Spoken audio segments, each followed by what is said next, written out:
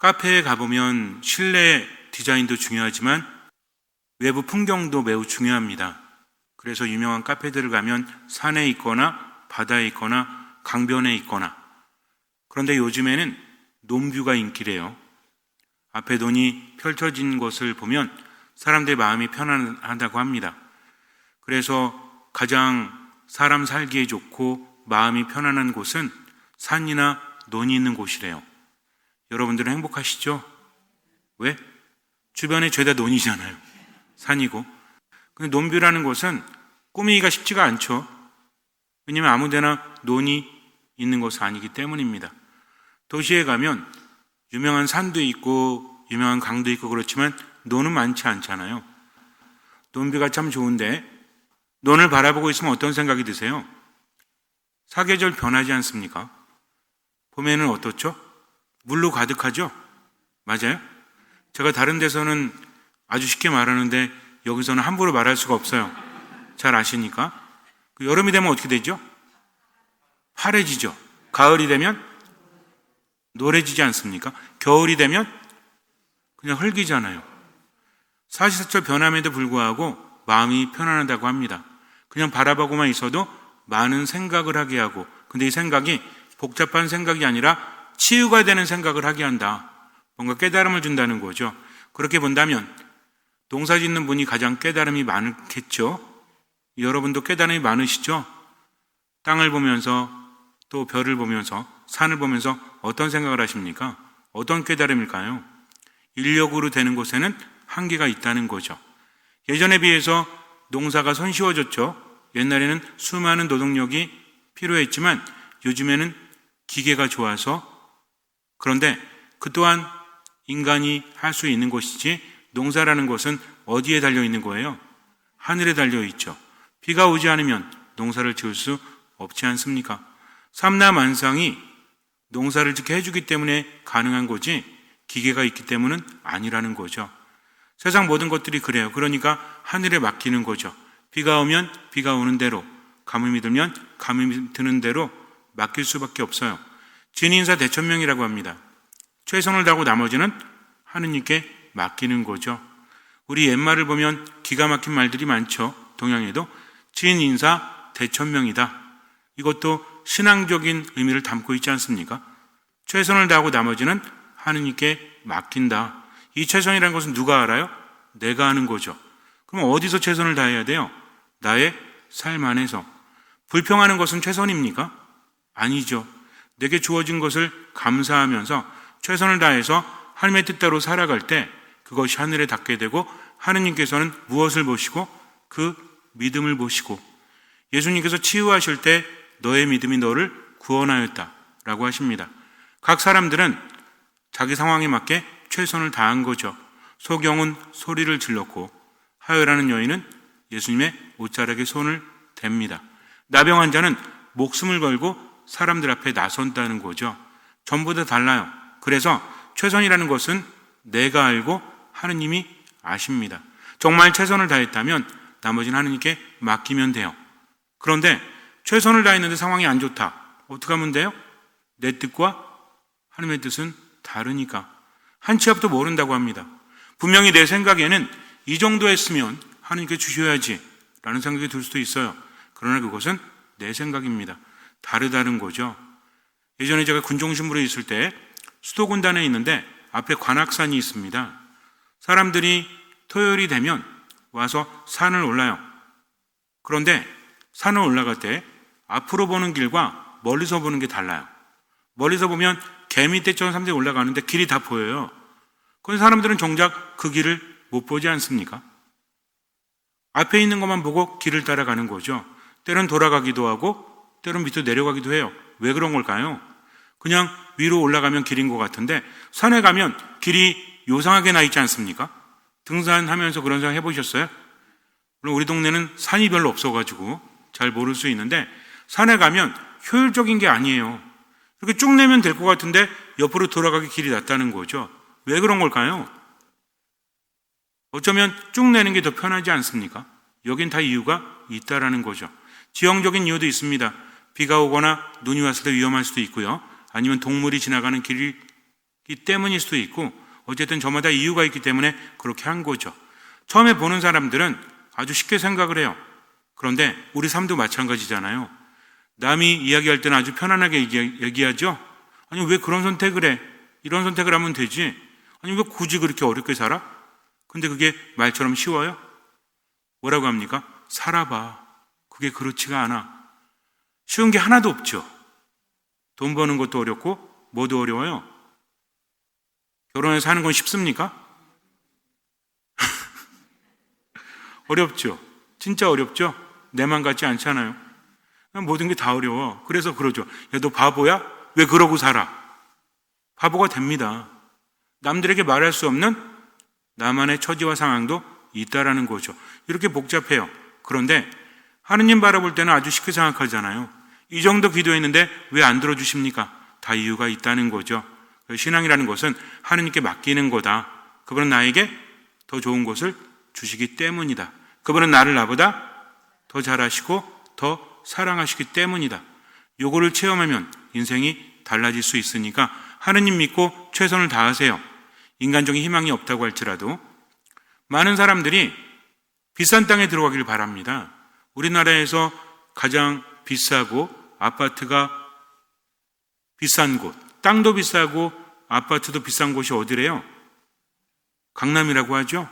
강남 왜 강남이라고 그래요? 앞에 뭐가 있어가지고? 강이 있어서. 그 강이 무슨 강이에요? 한강이지 않습니까? 그런데 한강 주변에 아파트 보셨어요? 되게 비싸요. 앞에 있는 강을 바라보면 어떤 생각이 들까요? 풍광이 확 튀어서 기분이 좋을까요? 실제로 연구에 의하면 강을 바라보면 우울증에 걸리기 쉽다고 합니다. 강물이라는 것은 죽음을 의미하기 때문에, 그래서 강을 계속 바라보고 있으면 우울증에 걸릴 확률이 크다는 거죠. 논을 바라보고 있으면 마음이 편안한데, 산을 바라보고 있으면 마음이 편안한데 왜 강을 바라보고 있으면 우울증에 걸리기 쉬울까요? 그렇다면 강가 주변에 사는 사람들은 다 우울증 걸려요? 아니죠. 그것만 보진 않잖아요. 문제는 뭡니까?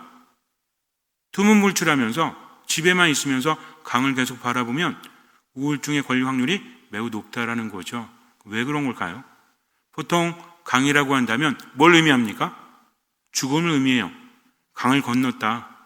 우리가 얘기할 때 어떤 강을 건넜다라고 했을 때 이미 일이 저질러졌다. 이런 표현도 하지만 그 강을 건너지 마오. 이런 영화도 있지 않습니까?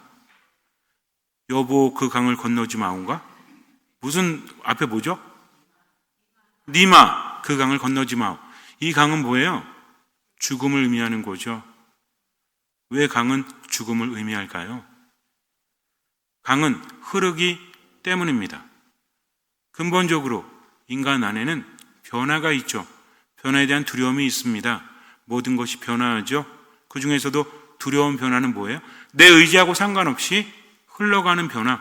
아무리 노력해도 막을 수 없는 흐름이 있죠. 그게 뭡니까? 세월이잖아요. 시간이 지나면 결국은 어떻게 되는 거야? 우리 모두 알고 있지 않습니까?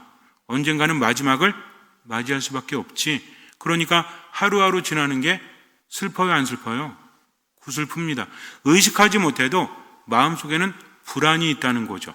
만약에 인간이 죽지 않는다면 흘러가는 강을 보더라도 그리 우울하지 않을 거예요. 강이 흐른다는 것은 무엇입니까? 이미 흘러간 물은 되돌아오지 않죠. 변화된다는 것도 이렇게 의미가 달라요. 논은 안 변합니까? 논도 변해요. 아까 여러분이 말씀하셨지만 봄에는 물이 가득하고 여름에는 파랗게 녹색으로, 가을에는 누렇게, 겨울에는 땅이 보이지만 결국 그 자리잖아요. 매년 반복되지 않습니까? 근데 강은 어때요? 이미 흘러가 버리면 다시 돌아올 수 없다는 것을 알기 때문이죠. 중심이 잡혀 있으면서 변화되는 것은 인간에게 우울하지 않지만 이미 떠나버리고 어쩌지 못하는, 다시 만날 수 없는 이것이 죽음을 상징한다는 거죠. 그래서 인간은 불안한 겁니다. 시간의 흐름에 따라서 얼마나 많은 것들이 흘러버렸어요. 시간이 흘러서 이미 생긴 주름은 펴지지 않죠. 물론 각종 시술을 해서 필 수는 있지만 그거는 늦추는 것뿐이지 막을 수는 없잖아요. 몸도 마찬가지 아닙니까? 쉽게 변하는 게 몸이잖아요. 세월에 따라서 그게 우리를 우울하게 만들고 우리를 힘들게 만들죠. 그래서 우리 안에는 불안감이 있다. 그러다 보니까 이것을 채우기 위해서 많은 것들을 추구하죠. 뭘 추구합니까? 돈을 추구하잖아요. 돈 추구하는 게 나쁜 거예요? 그런 말 하면 안 되죠. 우리 다 추구하잖아요. 월급 오르면 기뻐하지 월급이 또 올랐네. 아우 왜 이렇게 돈이 생겨? 라고 하는 사람 없잖아요. 돈을 추구하는 것은 나쁜 것이 아닙니다. 문제는 뭐냐면 그 돈이 나에게 주는 위로는 한계가 있다는 거죠. 인간의 마음이라는 게 그래요. 여자의 마음은 갈대라고 하죠. 남자의 마음은 뭐죠? 인간의 마음이 갈대인 것 같아. 그 중에 여자는 변화가 심하니까 더 심하게 그걸 느끼는 걸 수도 있겠지만 어쨌든 그러면 마음이 왜 왔다 갔다 하는 거죠? 채워지지 않으니까. 한번 화가 나면 우리 자매님들 한번 화가 나면 아무리 형제님들이 위로해줘도 화가 풀려요 안 풀려요? 금세 풀려요? 물론 한 1억 갖다 좀 풀리겠지만 이미 화가 나고 짜증나 있으면 앞에서 아무리 노력해도 안 풀리지. 남자들은 이해하지 못하잖아요. 그죠? 왜 이러는 걸까? 이때는 이래고 저래는 저러고 이게 좀 합리적이어야 되는데 합리적입니까? 아니잖아요. 끝나고 나서 말하지. 자기가 이렇게 했으면 내가 화 안 냈잖아. 근데요, 그렇게 해도 화내요. 자기 자신도 모르는 거야. 왜 그럴까요? 이 모든 것들이 불안 때문이죠. 편안하지 않기 때문입니다. 흐름이잖아요. 지금으로 끝나는 게 아니라 저 인간이 또 그럴 테니까.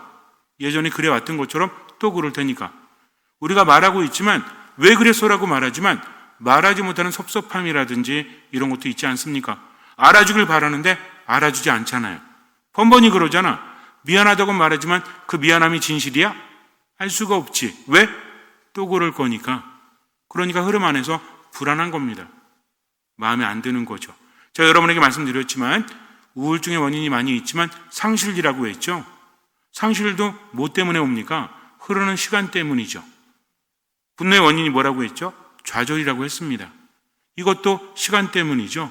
시간이 흐르지 않는다면 아무것도 아니에요. 언젠가는 끝날 인생이기 때문에 지금 화가 나고 짜증나고 우울한 겁니다.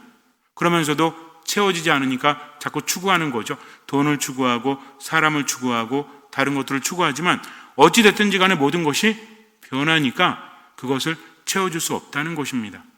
그래서 변치 않는 누구만이 하느님만이 우리를 채워주실 수 있으시다는 것을 우리 분명히 알아야 돼요. 하느님이 내 안에 오시고 내가 하느님 안에 있다면 충만됩니다. 더 이상 불안하지 않죠? 그럴 때 뭐예요? 먹을 것, 입는 것만으로도 만족할 수 있는 거죠. 우리가 불안해하는 이유는 뭡니까? 인간이 살아가는데 필요한 거 알잖아요. 먹는 거, 입는 거, 쉬는 것, 또 움직이는 것, 또 뭐 있을까요? 노는 거? 그 정도 없어가지고 우리가 더 많은 돈을 추구합니까? 그렇지 않아요. 채워지지 않는 빈 가슴, 의식 차원이 아니라 내가 의식하지 못하지만 내 안에 불안감이 있는 거죠. 그것이 언뜻 떠오를 때 마음이 흐트러지지 않습니까? 그래서 움켜쥐려고 하는 거죠. 하지만 그러면 그럴수록 어때요? 마음은 더 공허해지죠. 그럼 또 어떻게 해요? 또 채우려고 합니다. 근데 또 공허해지죠. 점점 채우려고 하지만 결국은 허덕이면서 생기를 잃어갈 수밖에 없는 게 인생이다. 그러니 모든 것이 지나가기 마련이 집착하면 된다 안 된다? 안 된다는 거 알면서도 집착하니까 이게 문제라는 겁니다. 그러니까는 나는 왜 이걸 추구하고 있지? 왜 이렇게 집착하고 있지? 이러면 안 되는데 라는 생각도 도움은 되지만 별 의미 없어요. 또 그러고 있잖아요. 작년에 그랬던 것처럼 이번에 또 그러고 있죠. 내년에 또 그럴 거잖아요. 그러니까 이 모든 것들은 내 뜻대로 된다 안 된다? 안 된다는 겁니다. 그래서 영원히 변치 않는 하느님, 나를 나보다 더 잘하시고 나를 나보다 더 사랑하시는 하느님께 모든 것을 맡기면 된다. 그분이 안아주시면 편안합니다. 나는 지금을 누릴 수 있다는 거죠. 왜? 흔들리지 않으니까. 그분만큼은 변치 않으시는 분이기 때문에. 부부 간에도 사랑하는 사람 간에도 왜 불안해요? 사랑은 움직이는 거니까. 사랑은 변화하는 거니까. 그렇죠? 여러분들 가끔 그런 생각 안 하세요? 내가 사랑하는 이 사람이 나를 정말 사랑할까? 그 마음이 변하면 어떨까? 불안합니까? 불안하지 않습니까? 이제 안 불안해요? 변하든 말든 뭔 상관이야? 그러면 그 사람이 나를 얼마나 사랑하는가를 생각하기 전에 나는 그 사람을 얼마나 사랑합니까? 그냥 살아요? 아니면 정말 사랑해서 살아요? 이제 뭐가 뭔지도 모르겠지. 우리는 스스로는 그렇게 하지 않으면서 상대방의 사랑을 받기를 바랍니다. 그러니까 싸우는 거예요. 왜 나한테 안 해주냐고, 자기도 안 하면서. 왜 그래요? 불안하기 때문이죠. 그러니 다른 것들 추구하면 돼요, 안 돼요? 추구하십시오. 그러나 하느님을 먼저 추구하십시오. 그래서 뭐라고 합니까? 먼저 하느님의 나라와 그 일을 구해라. 나머지도 추구하지만 하느님만큼은 절대 놓지 말라는 거죠. 미사 안에 머무십시오. 말씀 안에 머무십시오. 기도 안에 머무십시오. 하나님의 뜻을 묵상하면서 하느님만 바라보고 지금을 살아가세요. 성경의 말씀들이 내 안에 위로가 되고 치유가 되니까 말씀을 듣고 또 들으십시오. 하느님은 말씀을 통해서 당신의 뜻을 우리에게 전해주시죠. 이사야서에서 우리에게 뭐라고 합니까? 이사야서 40장에서 그분께서는 목자처럼 당신의 가축들을 먹이시고 새끼 양들을 팔로 모아 품에 안으시며 젖먹이는 어미 양들을 조심스럽게 이끄신다 라고 하십니다. 목자가 얼마나 피곤한 직업인지 아세요? 목자가요, 옛날에 이스라엘에서는 목수, 목자, 목동들, 이게 아주 힘든 직업이었어요. 그래서 웬만하면 하려고 하지 않습니다.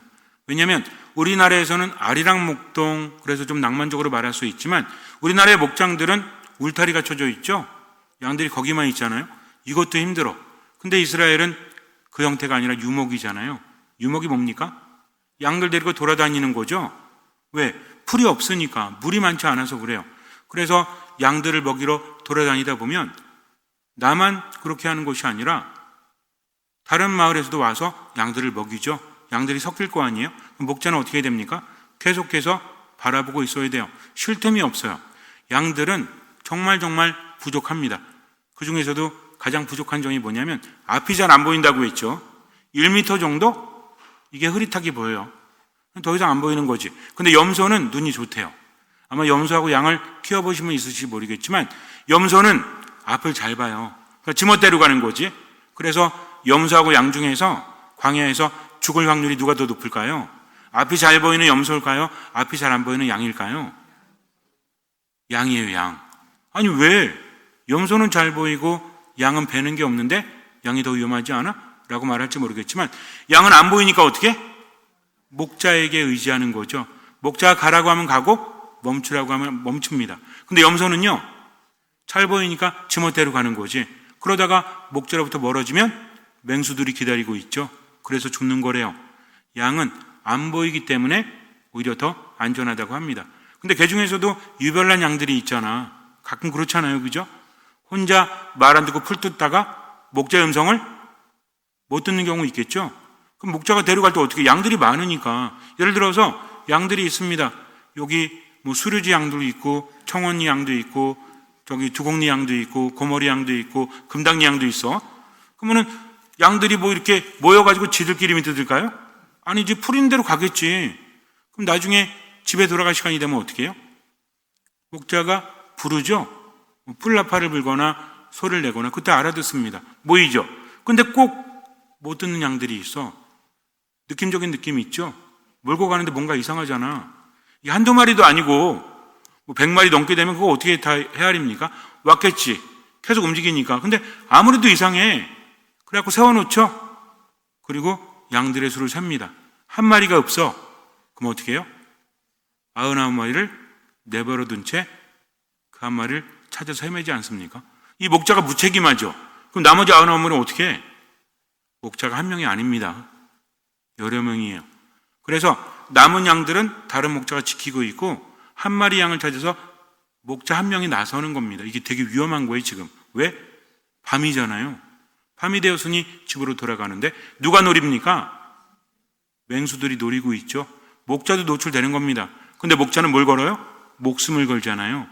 근데 양들은 앞이 안 보이니까 그제서야 이제 난리가 난 거지. 왜? 아까까지는 양들이 있었거든? 근데 지금 양들이 없어. 다 집에 갔지? 나 어디로 가요? 앞이 안 보인다니까 뭐 개처럼 뭐 집에 찾아갈 수 있습니까? 이게 아니죠.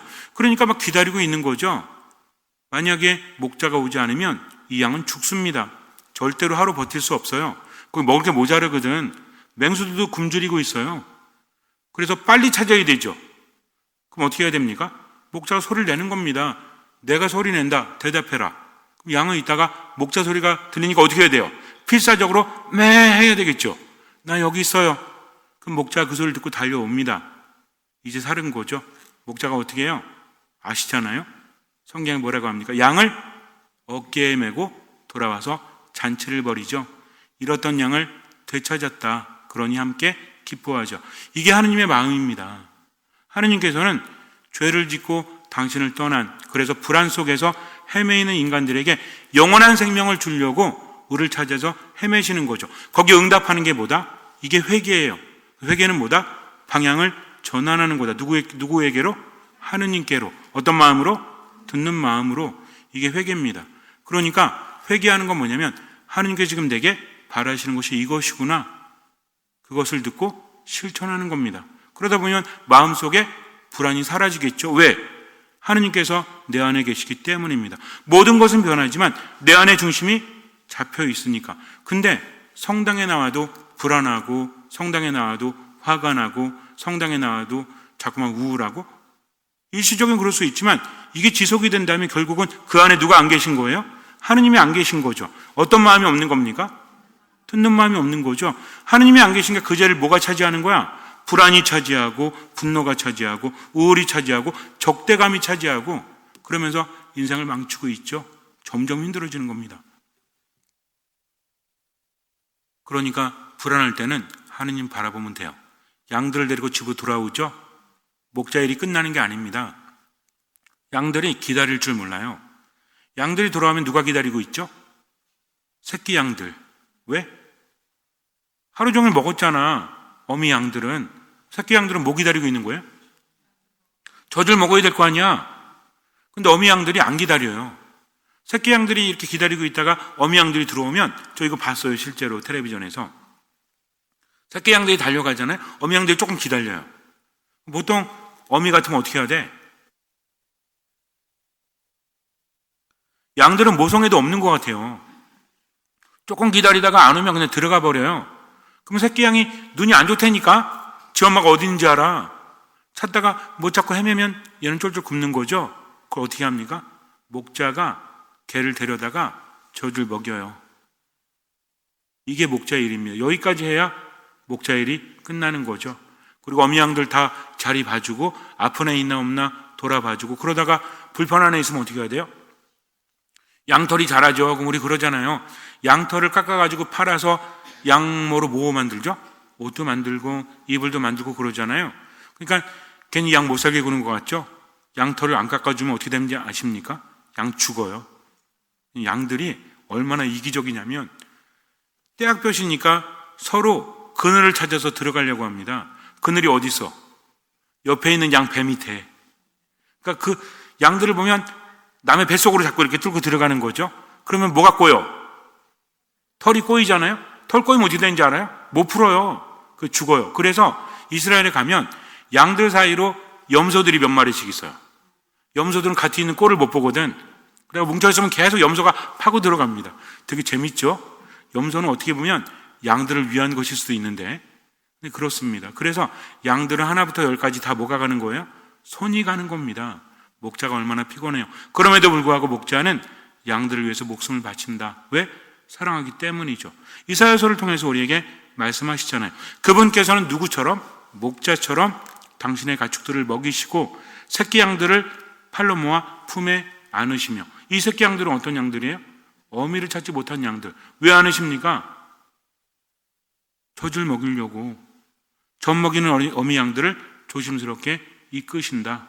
그러니 매 순간순간 우리를 살펴보시고 우리에게 좋은 것을 주시니 우리는 어떻게 하면 돼요? 양들의 장점이 하나 있다라고 했죠.